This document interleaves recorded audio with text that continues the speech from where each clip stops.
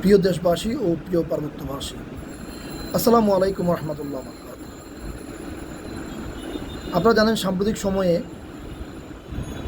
বাংলাদেশ এবং পার্বত্য চট্টগ্রামে এক গভীর ষড়যন্ত্রের নিপতিত হয়েছে। দেশের অন্যান্য স্থানে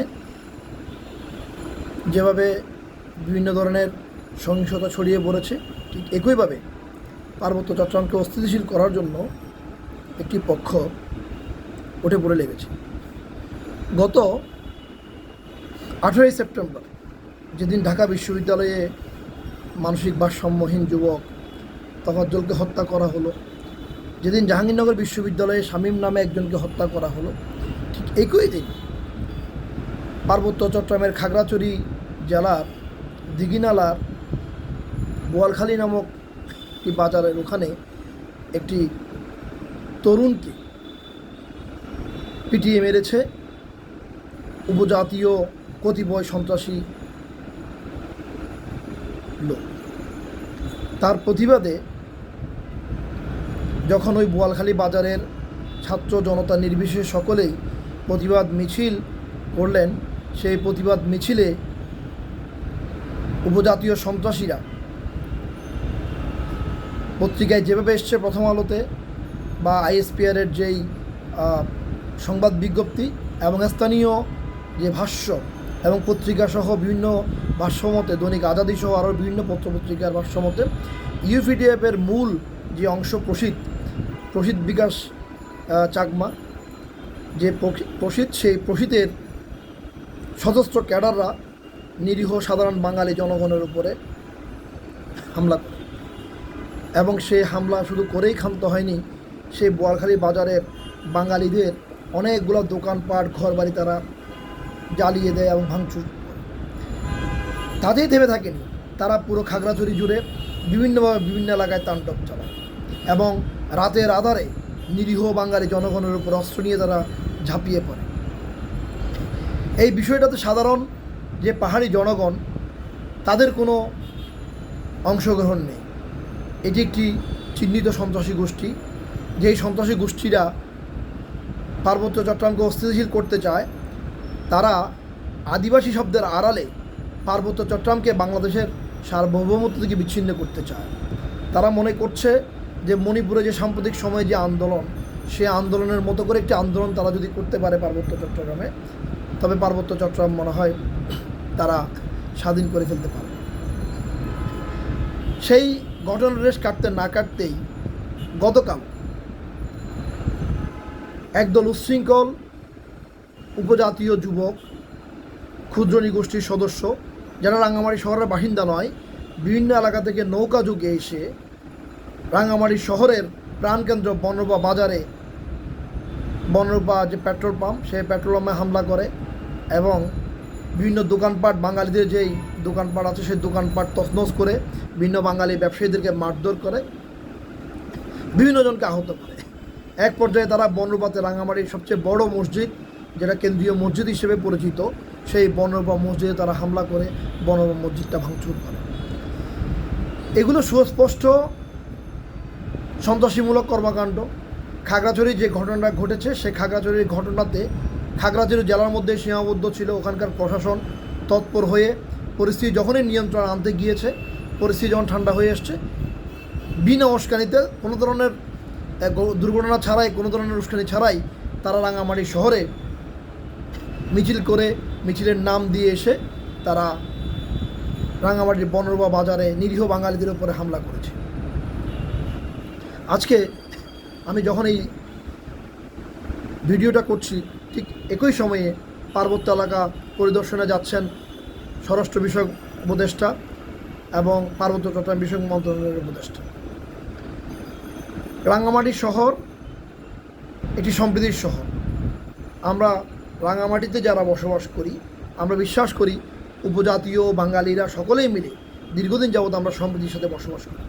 কিন্তু এই যে তরুণ কতগুলো উচ্ছৃঙ্খল যুবক, উপজাতীয় কতিপয় পাহাড়ি দুর্বৃত্ত, যারা সমতাঘাট দিয়ে, বনরূপা সমতাঘাট দিয়ে, রাজবাড়ির বিভিন্ন নৌকাঘাট দিয়ে এসে বিভিন্ন পাহাড় থেকে তারা এসে সদল বলে শহরের যে মানুষ, সে মানুষের উপরে নারকীয় তাণ্ডব চালিয়েছে এবং সংশ্লিষ্ট ভাষ্যমতে রাঙামাটিতে একজন নিহত হয়েছে এবং আহত হয়েছে প্রায় 50 জনের উপরে। স্থানীয় বাঙালি জনগণ প্রতিবাদ জানালে এগিয়ে আসলে সেই দুর্বৃত্তরা পালাতে বাধ্য হয়। এটা নিছক একটি দুর্ঘটনা বা নিছক একটি ঘটনা নয়, কিন্তু এটা পরিকল্পিতভাবে একটি পার্বত্য চট্টগ্রামকে অস্থিতিশীল করার একটা ষড়যন্ত্র, এবং এই ষড়যন্ত্রের সাথে বেশ কয়েকটি বিষয় জড়িত আছে। আপনারা জানেন, হিলটেক্স ম্যানুয়াল নামে একটি কালো আইন ব্রিটিশরা পার্বত্য চট্টগ্রামের উপরে চাপিয়ে দিয়েছিল। সেই কালো আইন দীর্ঘদিন যাবৎ 200 বছরের অধিক সময় ধরে যে ব্রিটিশ শাসন, সেই শোষণের হাতিয়ার হিসেবে 1901 সালে প্রণীত সেই হিলটেক্স ম্যানুয়ালটি এখনও রয়ে গেছে, এবং সেই হিলটেক্স ম্যানুয়াল বাতিলের জন্য বর্তমানে একটি মামলা অ্যাপিলেট ডিভিশনে বিচারাধীন রয়েছে। এই মামলার রায়কে ভিন্ন খাতে প্রবাহিত করার জন্য এই উপজাতীয় কতিপয় উচ্ছৃঙ্খল মানুষ তারা নানাভাবে পার্বত্য চট্টগ্রামকে স্থিতিশীল করার পায়তারা করছে। একদিকে বান্দরবানে কেএনএফ, অন্যদিকে জেএসএসের সদস্য ক্যাডার, অন্যদিকে ইউপিডিএফের সদস্য ক্যাডার, এই 3 বাহিনী মিলে পার্বত্য চট্টগ্রামকে একটি নারকীয় স্থান হিসেবে পরিণত করেছে। চাঁদাবাজি থেকে শুরু করে নাই হেন অপকর্ম তারা করছে না।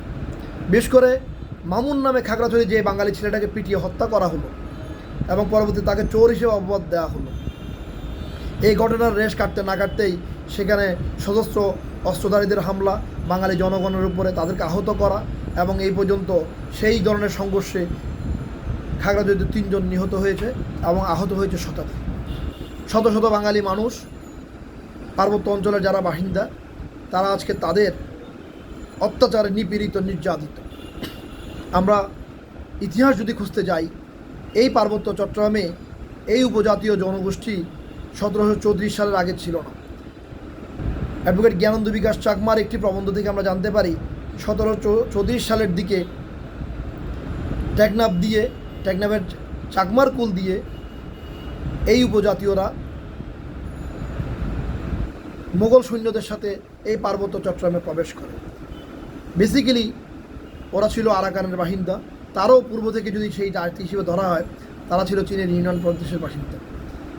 1997 সালে যখন শেখ হাসিনার সরকার পার্বত্য চট্টগ্রাম চুক্তি করেন, তখন সন্তু লারমা নিজেকে উপজাতীয় হিসেবে পরিচয় দেন, এবং তখনকার এবং সেই বাঙালি জনগোষ্ঠী যারা পার্বত্য চট্টগ্রামে বসবাস করে তাদেরকে উপজাতীয় হিসেবে চিহ্নিত করে। অথচ বাঙালি জনগণ কিন্তু বাংলাদেশি বা বাঙালি পরিচয়ই স্বাচ্ছন্দ্যবোধ করে, কিন্তু তারা সেটা না করে সেই পার্বত্য চুক্তিতে বাঙালি জনগোষ্ঠীকে এবং পার্বত্য এলাকার বাঙালিদেরকে, বাংলাদেশিদেরকে তারা অবজাতীয় হিসেবে চিহ্নিত করে, অর্থাৎ দ্বিতীয় শ্রেণীর নাগরিক হিসেবে তারা চিহ্নিত করে, এবং নিজেদেরকে সন্তু লারমা পার্বত্য চট্টগ্রামের উপজাতীয় হিসেবে সেই চুক্তিতে স্বাক্ষর করেন। কিন্তু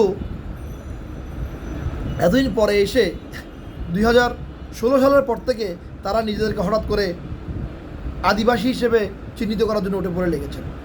আমরা যদি জাতিসংঘের ঘোষণা, ILO কনভেনশনের ঘোষণা যদি আমরা পড়ি, অনাদিকাল হতে যারা পার্বত্য চট্টগ্রাম বা বিভিন্ন জায়গায় যারা ভূমিপুত্র, যাদের প্রাগৈতিহাসিক সময় ধরে, একটা ঐতিহাসিক সময় ধরে তারা ওই স্থানে বসবাস করছেন, যারা ওই এলাকার ভূমিপুত্র, তারাই একমাত্র আদিবাসী হতে পারে। কিন্তু এই উপজাতীয় জনগণ যারা চাকমা, মারমা, ত্রিপুরা সহ বিভিন্ন জাতিতে বিভক্ত, তারা কখনোই পার্বত্য চট্টগ্রামের পূর্ব বাসিন্দা ছিল না।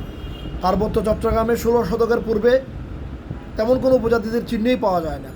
16 শতকে অল্প কিছু বিস্তর কুকিরা ছিল, যারা ভারতের কুকি রাজ্য থেকে এখানে এসে বিভিন্ন সন্ত্রাসী কর্মকাণ্ড চালাতো, এবং তার পূর্বে কিন্তু পার্বত্য চট্টগ্রামে বসবাসের তেমন একটা চিহ্ন পাওয়া যায় না। তবে কর্ণফুলী নদীর অববাহিকায় বাঙালি জনগোষ্ঠীর বসবাসের প্রমাণ কিন্তু দীর্ঘদিন ধরে পাওয়া যায়, এবং পার্বত্য চট্টগ্রামটি চট্টগ্রামের একটি অংশ ছিল, এবং দীর্ঘ সময় ধরে মোগল সম্রাটরা, তারপর ব্রিটিশ শাসকরা পার্বত্য চট্টগ্রামকে সে শাসন করেছে। আজকে পার্বত্য চট্টগ্রামের যারা বাসিন্দা, তাদেরকে স্যাটেলার বলে পার্বত্য চট্টগ্রামকে বহিষ্কার করার জন্য তারা ষড়যন্ত্র করছে, এবং তারা বলতে চাচ্ছে যে পার্বত্য চট্টগ্রামে তারা আদিবাসী। প্রকৃতপক্ষে 1700 সালের পূর্বে পার্বত্য চট্টগ্রামে এই আদিবাসীদেরকে কিন্তু খুঁজে পাওয়া যায় না।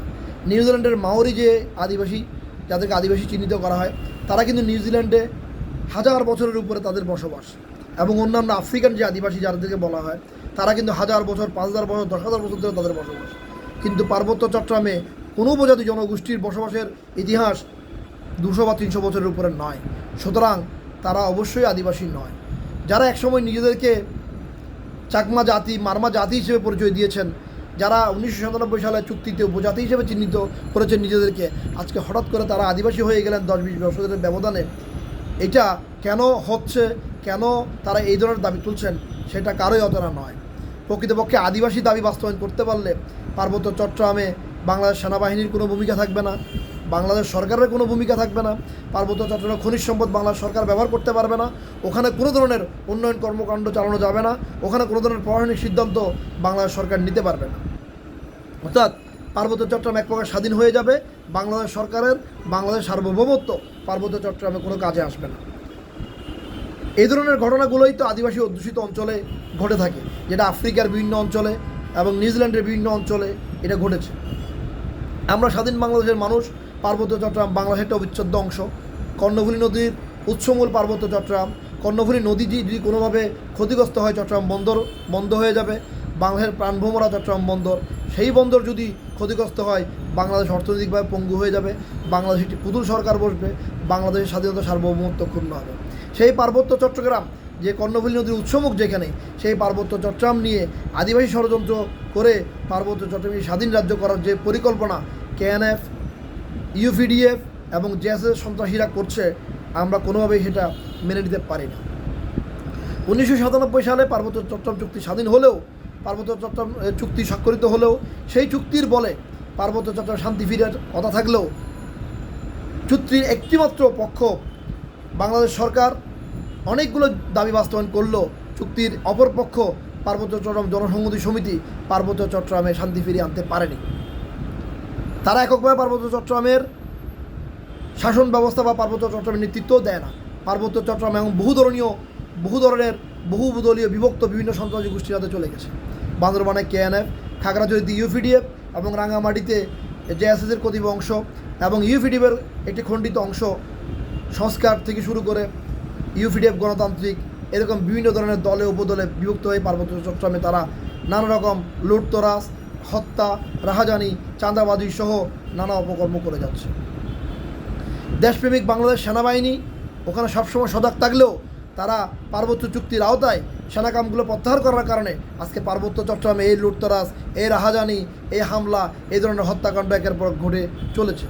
তাই নতুন সরকারের কাছে, মাননীয় প্রধান উপদেষ্টা ডক্টর মোহাম্মদ ইউনূসের কাছে এবং অন্যান্য যারা উপদেষ্টা আছেন তাদের কাছে আমাদের আহ্বান থাকবে, পার্বত্য চট্টগ্রামে যেসব সেনা ছাউনি থেকে, যেসব সেনা ক্যাম্প থেকে সেনাবাহিনীকে প্রত্যাহার করা হয়েছে, সেসব সেনা ক্যাম্পে এই পার্বত্য চট্টগ্রাম স্থিতিশীল পরিবেশকে স্থিতিশীল করার লক্ষ্যে ওখানে সেনাবাহিনী মোতায়েন করা হোক। পার্বত্য চট্টগ্রামকে আজকে যারা অস্থিতিশীল করছে, পার্বত্য চট্টগ্রামের 16টা অথরিটি, 3 জন সংসদ সদস্য ছিলেন, তাও উপজাতীয় জনগোষ্ঠী থেকে নির্বাচিত হয়েছেন। 3 জন সার্কেল চিফ আছেন, তারা 3 জনই উপজাতীয়। 3টে জেলা পরিষদ চেয়ারম্যান প্রতিবন্ধী পদমর্যাদায়, তারাও উপজাতীয় থেকে নির্বাচিত হন। আঞ্চলিক পরিষদ চেয়ারম্যান, তিনিও একজন উপজাতীয়। তারপর টাস্কফোর্স চেয়ারম্যান প্রতিবন্ধী পদমর্যাদার, সেটাও উপজাতীয়। আঞ্চলিক পরিষদ চেয়ারম্যান প্রতিবন্ধী পদমর্যাদার, তিনিও উপজাতীয়। এবং আরও অন্যান্য যে অথরিটি আছে, পার্বত্য চট্টগ্রাম উন্নয়ন বোর্ড চেয়ারম্যান, সেটাও দীর্ঘদিন যাবত উপজাতীয়দেরকে দিয়ে দেওয়া হয়েছে। এসহ পার্বত্য চট্টগ্রামের সমস্ত অথরিটি উপজাতীয়দের নিয়ন্ত্রণে, যে কারণে পার্বত্য চট্টগ্রামের প্রশাসনকে সুশৃঙ্খলভাবে নিয়ন্ত্রণ করা যাচ্ছে না। তা আমরা দাবি জানাই, 3 জেলা পরিষদের 3 জন অউপজাতীয় অর্থাৎ বাঙালি জনগোষ্ঠীকে উপজেলা ভাইস চেয়ারম্যান হিসেবে নিয়োগ দেওয়া হোক, এবং উপজাতীয় চেয়ারম্যান করার যে বিধিবিধান আঞ্চলিক পরিষদ সহ এবং 3 পার্বত্য জেলা পরিষদ, এটা সকলের জন্য বাঙালি পাহাড়ি নির্বিশেষে উন্মুক্ত করে দেওয়া হোক। পার্বত্য চট্টগ্রামে বর্তমানে বাঙালি জনসংখ্যার হার 52%, উপজাতীয় জনসংখ্যার হার 48%। সাম্প্রতিক সময়ে যেই আদমশুমারি হয়েছে, সেই আদমশুমারির ভিত্তিতে পার্বত্য চট্টগ্রামের সংখ্যাগরিষ্ঠ জনগণ বাঙালি।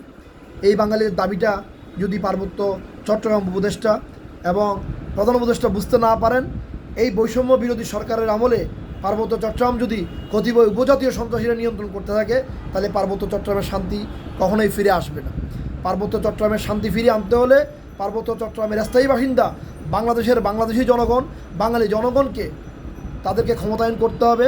তাদেরকে এই জেলা পরিষদ থেকে শুরু করে সকল প্রতিষ্ঠানে তাদেরকে অংশগ্রহণের জন্য সুযোগ দিতে হবে, এবং এই সুযোগটা যতদিন পর্যন্ত থাকবে না, ততদিন পর্যন্ত পার্বত্য চট্টগ্রামের এই উপজাতীয় সন্ত্রাসীদের তাণ্ডব কমবে না।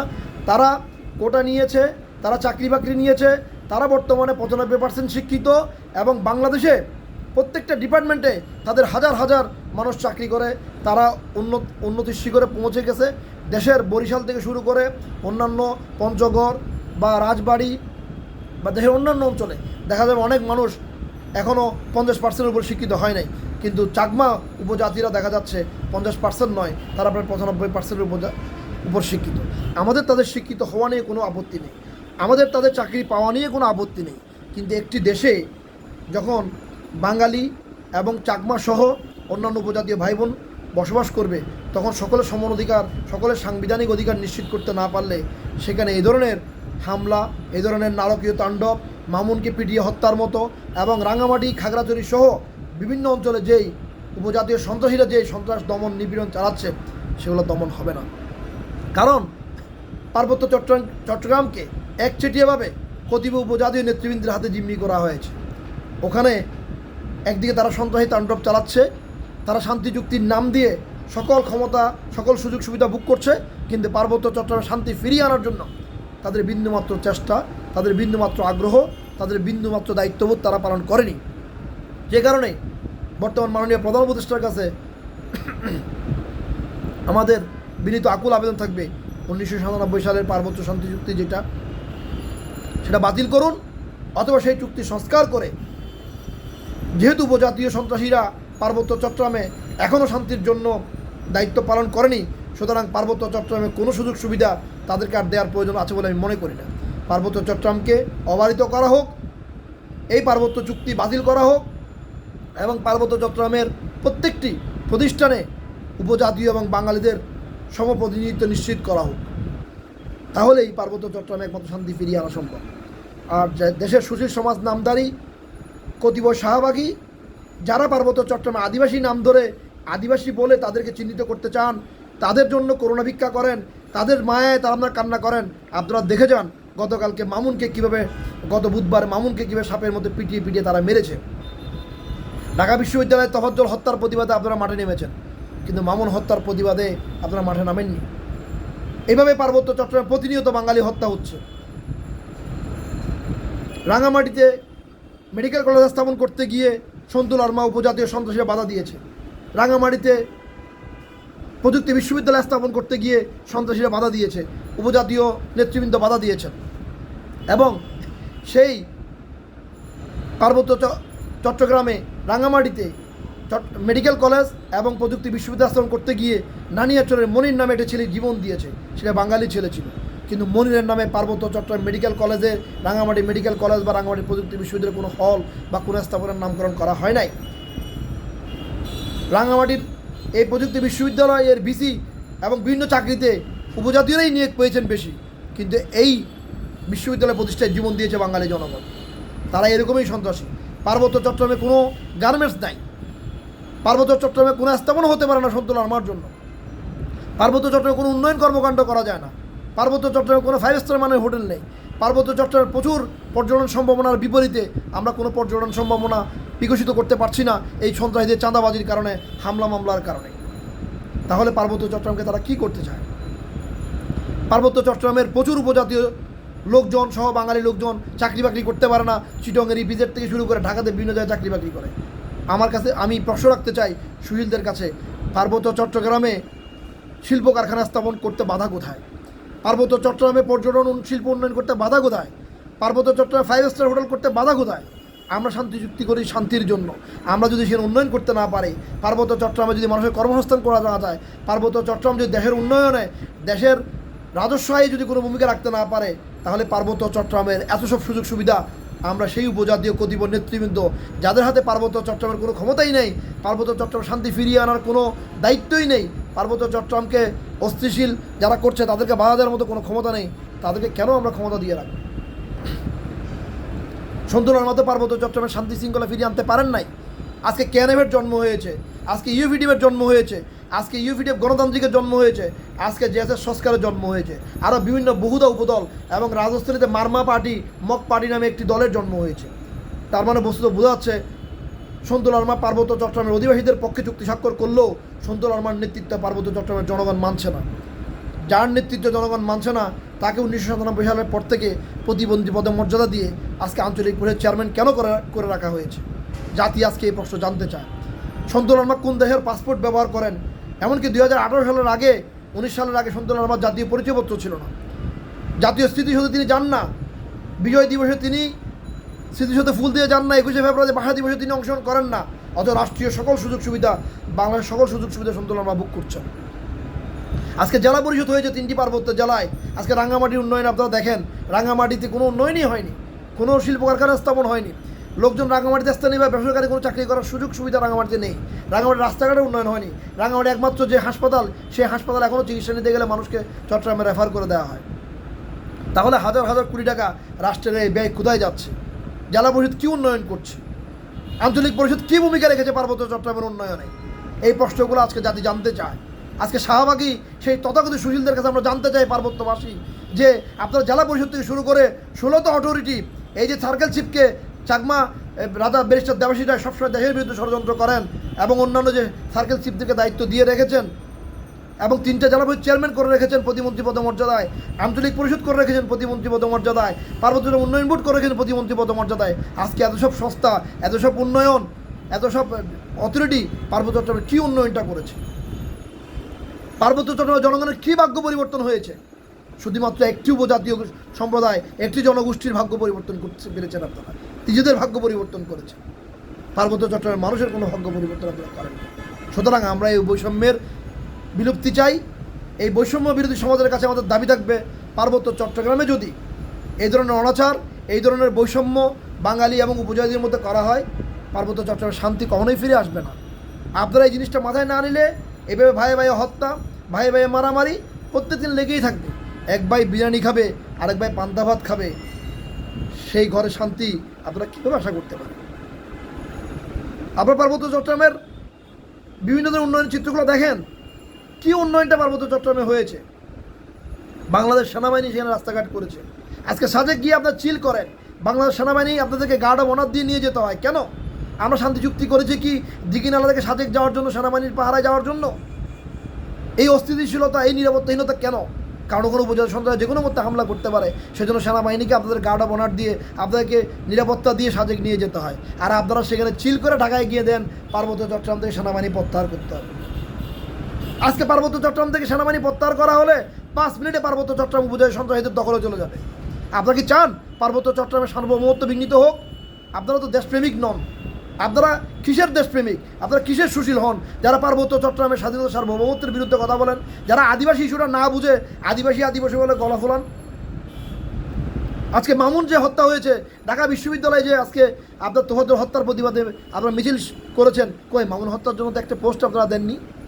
মিথ্যা কতগুলো প্রভাকাণ্ডা ছাড়িয়ে উপজাতীয় কতগুলা সন্ত্রাসী গোষ্ঠী আজকে পার্বত্য চট্টগ্রাম গোষ্ঠীশীল করার চেষ্টা করছে, তাদের বিরুদ্ধে তো বক্তব্য আপনারা দেননি।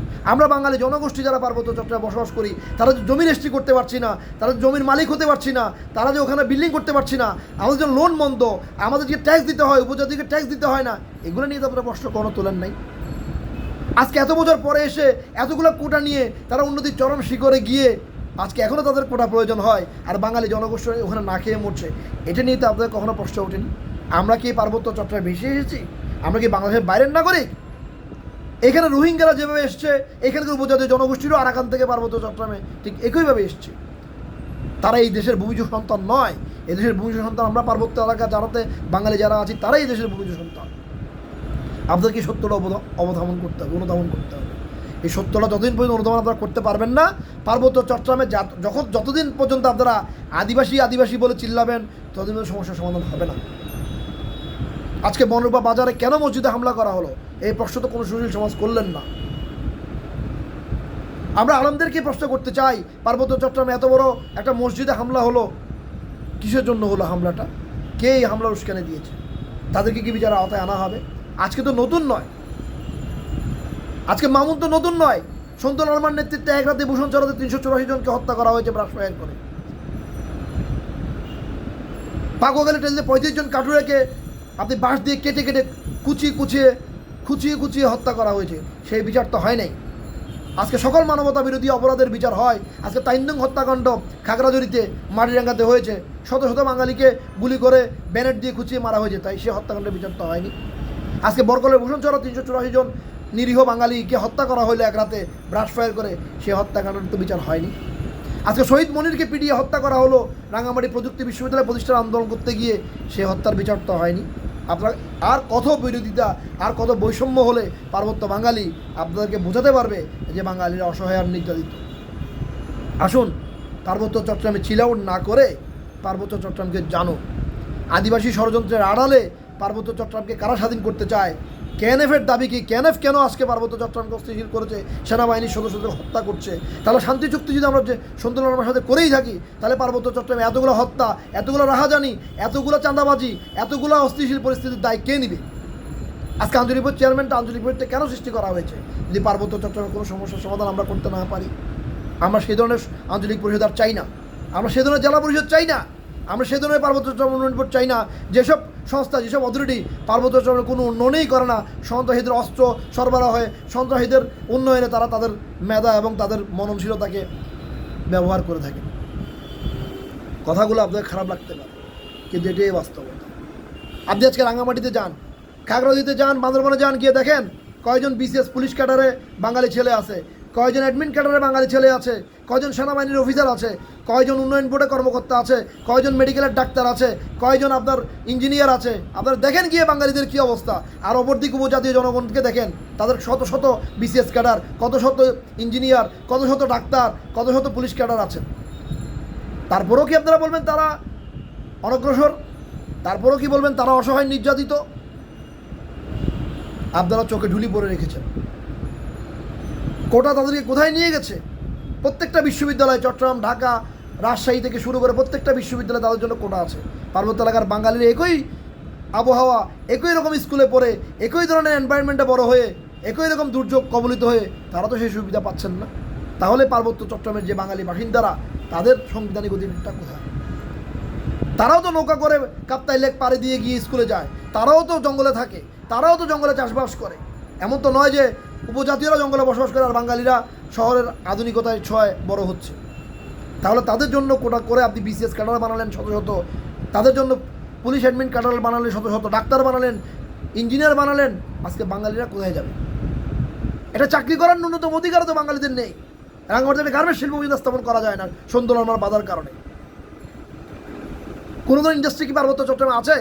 আপনারা কি একবারও চিন্তা করে দেখেন না পার্বত্য চট্টগ্রামের মানুষগুলো কি ঘাস খেয়ে বাঁচে? এত বছর, আজকে 1997 সালে চুক্তি সম্পাদন হয়েছে, 26-27 বছর হতে চললো, আজকে পার্বত্য চট্টগ্রামে একটি স্থাপনা হলো না, একটি গার্মেন্টস হলো না, কোনো শিল্প স্থাপন হলো না। পার্বত্য চট্টগ্রামের জনগণ চাকরি বাকরি, তাদের অধিকার কোথায় বাস্তবায়ন করবে? আর আপনারা আছেন জনগণের, উপজাতীয় জনগণ এই কিছু হলেই হ্যাঁ উপজাতীয় জনগণকে মেরে ফেলতেছে, কিছুই তাদের হয়নি। আমি চ্যালেঞ্জ করে বলতে চাই, আজকের এই যে ঘটনাটা, মামুনকে হত্যাকাণ্ড যেটা করা হয়েছে, সেটা খাগড়াছড়ির দিঘি নালায় এটা পিটিয়ে মারার পরে বাঙালি জনগণ যখন মিছিল করেছে, তাদেরকে সশস্ত্র সন্ত্রাসীরা হামলা করেছে। আর সেই ঘটনাকে রেশ করে আজকে রাঙামাটিতে কেন হামলা হলো বনরূপা বাজারে? এই ঘটনা আর কতদিন চলতে থাকবে? বাঙালিদের উপর অত্যাচার।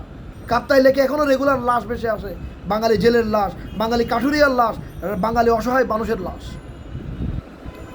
আজকে পাহাড়িরা কোনো বাঙালি মেয়েকে দর্শন করলে আপনাদের কোনো গায়ে লাগে না, আর সামান্য কোনো একটা উপজাতীয় মেয়ে বিচ্ছিন্ন কোনো ঘটনা ঘটলে আপনারা পুরো পার্বত্য চট্টগ্রাম সহ পুরো দেশ তোলপাড় করে দেবেন। আপনাদের বিবেকের মধ্যে বিবেকবোধ জাগ্রত হবে কবে? কবে আপনারা বুঝতে পারবেন পার্বত্য চট্টগ্রাম যদি স্বাধীন হয়ে যায়, পার্বত্য চট্টগ্রাম যদি বাংলাদেশ থেকে বিচ্ছিন্ন হয়ে যায়, আপনারাও ভাতে মরবেন। কারণ কর্ণফুলী নদী উৎসমুখ যদি বন্ধ হয়ে যায়, কর্ণফুলী নদীকে যদি ফারাক্কার বাঁধের মতো করে যদি মরুভূমি করা যায়, চট্টগ্রাম বন্দর কি চলবে? আর চট্টগ্রাম বন্দর না চললে আপনারা সিংহভাগ অর্থনীতি কন্ট্রোল হয় চট্টগ্রাম বন্দর দিয়ে, আপনারা ঢাকাতে খুব সুখে থাকবেন, সেটা কখনোই সহজ নয়। আপনারা তাদের জুম্মাল্যান্ডের মানচিত্র দেখেন, তারা শুভপুর ফেনী নদী থেকে শুভপুর বীজ থেকে সেই টেকনাফের শেষ বর্ডার পর্যন্ত তারা স্বাধীন করতে চায়। বাংলাদেশের 1 দশমাংশ অঞ্চল 3 পার্বত্য জেলা, খনিজ সম্পদে ভরপুর, বনজ সম্পদে ভরপুর। আজকে সেই আমরা পর্যটন করে শুধু পার্বত্য চট্টগ্রাম দিয়ে আজকে সিঙ্গাপুর থাইল্যান্ড হতে পারতাম। আজকে দুর্ভাগ্য সন্তুল আরমার মতো কতিপয় সন্ত্রাসী নেতা, রোহিত কিশোর মতো কতিপয় সন্ত্রাসী নেতা বারে বারে পার্বত্য চট্টগ্রামকে অস্থির করে আজকে পর্যটন শিল্প বিকাশে বাধা দিচ্ছে। আজকে যে কোনো ধরনের শিল্প বিকাশে তারা বাধা দিচ্ছে। আজকে পার্বত্য চট্টগ্রাম কোনো একজন শিল্পপতি তার একটা শিল্প স্থাপন করতে সাহস পায় না চাঁদাবাজির কারণে। একটা মুরগি থেকে শুরু করে ডিম থেকে শুরু করে প্রত্যেকটা কিছুতেই তাদের চাঁদা দিতে হয়। আজকে ভূমি অধিকার হারা, আজকে ভূমির জরিপ হয় না, মানুষ ভূমির অধিকার পায় না। আর এদিকে পার্বত্য চট্টগ্রামে 2001 সালে মনীষমোহন দেওয়ান ভূমি যে বন্দোবস্তি সেটা বন্ধ করে দিয়েছে। পার্বত্য চট্টগ্রাম 85% ভূমির মালিক হচ্ছে সরকার। এখন সেই সরকারি ভূমি জনগণ ব্যবহার করতে পারছে না। কী অনাচার্য হচ্ছে পার্বত্য চট্টগ্রামের মানুষ, কী নির্যাতিত নিপীড়িত হচ্ছে। উপজাতীয় ঢাকার গুলশানে বাড়ি করেছে, রাজশাহীতে বাড়ি করছে, চিটাগংয়ের ভালো ভালো জায়গায় বাড়ি করছে। কিন্তু আপনি জান না ঢাকা থেকে রাঙামাটিতে বাড়ি করতে পারেন কিনা দেখেন। যেখানে চট্টগ্রামে আপনি জাতীয় সনদপত্র দিয়ে, জাতীয় নাগরিক পরিচয়পত্র দিয়ে আপনি যে কোনো কাজ সারতে পারেন, রাঙামাটি পার্বত্য জেলায় খাগড়াছড়ি বান্দরবান সেটা পারবেন না। সেখানে আপনাকে সার্কেল চিফের সনদপত্র লাগবে। কেন আজকে পার্বত্য চট্টগ্রামে ভিন্ন আইন কেন হবে? স্বাধীনতার এত বছর পরও কেন পার্বত্য চট্টগ্রামে আজকে 2 রকমের আইন প্রচলিত থাকবে? ব্রিটিশ শেষে 1900 সালে যেই হিলটেস ম্যানুয়াল প্রণয়ন করে গেছে সে আইন এখনও কেন পার্বত্য চট্টগ্রামে বলবৎ থাকবে? কেন কেন কেন? এই প্রশ্নের জবাব কে দিবে আমাদেরকে? আজকে পার্বত্য চট্টগ্রামের বাঙালিরা আজকে এত অসহায় কেন থাকবে? তারা কি দেশের মানুষ নয়? তারা কি পার্বত্য চট্টগ্রামের রোহিঙ্গা? রোহিঙ্গাদের চেয়েও তো তাদের অধিকার আরও কম। আপনাদেরকে এসব প্রশ্নের জবাব জানতে হবে। আর যতদিন পর্যন্ত এইসব প্রশ্নের জবাব আপনারা জানবেন না, আপনারা যারা ঢাকাতে বসে চিল করে করে বলবেন উপজাতীয় জনগণদেরকে তারা একেবারে অসহায়, তাদের নিপীড়িত নির্যাতিত, তাহলে আপনারা তাদের এই যে কেএনএফকে আপনারা সমর্থন করেন, আপনারা রোহিত কিশোর ইউপিডিএফকে সমর্থন করেন। আজকে আপনারা একটা আবার প্রশ্ন করেছেন দিঘিনালা থেকে সাজেক যেতে কেন আপনাকে সেনাবাহিনী স্কট লাগে? এই প্রশ্নটি কখনও আপনারা ফেসবুকে দিয়েছেন? করেননি। কারণ তারা তো আপনাদের মাসতুতো ভাই, খালতুতো ভাই। আপনারা পার্বত্য চট্টগ্রামকে বিদেশি বেনিয়াদের হাতে তুলে দিয়ে চান। 1921 সালে যেখানে 0.02% খ্রিস্টান ছিল, সেই পার্বত্য চট্টগ্রামে কেন 18% খ্রিস্টান? সেটা কি আপনারা জেনে দেখেছেন কখনো? সাজেকে 1900 সালের প্যাগোডা এবং যে খ্রিস্টানদের যেই ধর্ম প্রতিষ্ঠান আছে, কিন্তু যখন একটা মসজিদ করতে গেল সবাই তখন মিছিল মিটিং শুরু হয়ে গেল। আজকে উমর ফারুক ত্রিপুরা, সে একজন মুসলমান হওয়ার কারণে ত্রিপুরা জনগোষ্ঠীর একজন জনগণ ইসলাম ধর্মে দীক্ষিত হওয়ার কারণে তাকে গুলি করে হত্যা করা হলো আজকে বান্দরবানে। আপনারা কি এই প্রশ্ন কখনো করেছেন? আজকে পার্বত্য চট্টগ্রামের উপজাতীয় নিরীহ সাধারণ জনগণকে যে আজকে খ্রিস্টান ধর্মে দীক্ষিত করা হচ্ছে, পার্বত্য চট্টগ্রামকে খ্রিস্টান অধ্যুষিত রাষ্ট্র করার ষড়যন্ত্র চলছে, সেটা কি আপনারা কখনো প্রশ্ন করেছেন? আমরা তো জোর করে কোনো উপজাতীয়কে মুসলমান বানাতে যাইনি। কোনো ইসলামিক স্কলার তো পার্বত্য চট্টগ্রামে কোনো উপজাতীয়দেরকে মুসলমান বানাই নাই জোর করে। আজকে এই প্রশ্নের জবাবগুলো আপনারা খুঁজে দেখেন। আজকে পার্বত্য চট্টগ্রামের এই ঘটনাগুলো আপনারা দেখেন। কেন পার্বত্য চট্টগ্রাম অস্থির হচ্ছে? আমরা শান্তি চুক্তি করার পরও কেন পার্বত্য চট্টগ্রামে এখনও চাঁদাবাজি সঞ্চয় থাকবে? এই অস্ত্রধারীরা কারা? অস্ত্র তো 1998 সালের 10ই জানুয়ারি খাগড়াছড়ি স্টেশনে জমা দেওয়া হয়েছিল। তাহলে এত অস্ত্র কোত্থেকে আসছে? সাধারণ বাঙালিরা তো অস্ত্র হাতে উপজাতিদের উপর হামলা করে নাই, তারা কোত্থেকে অস্ত্র হাতে দিয়ে বাঙালিদের উপর হামলা করছে? এই প্রশ্নগুলোর জবাব আপনারা যখন জানবেন তখনই বুঝতে পারবেন পার্বত্য চট্টগ্রাম নিয়ে কী ষড়যন্ত্র চলছে। আজকে আর কথা বাড়াবো না, আরেকদিন দেখা হবে আরেকটা এপিসোডে পার্বত্য চট্টগ্রামের আরেকটা বিষয় নিয়ে। ধন্যবাদ সকলকে। আসসালামু আলাইকুম।